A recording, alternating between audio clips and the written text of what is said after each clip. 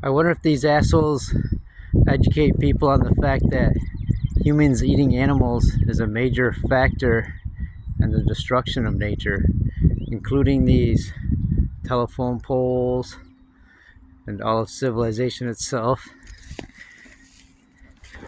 Of course they don't, but somebody's got to ask.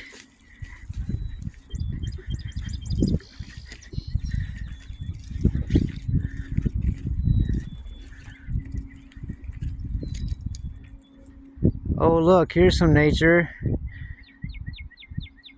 A lot of it ravaged by deforestation that goes along with civilization and hunting animals and all the other horrendous sadistic shit that we do.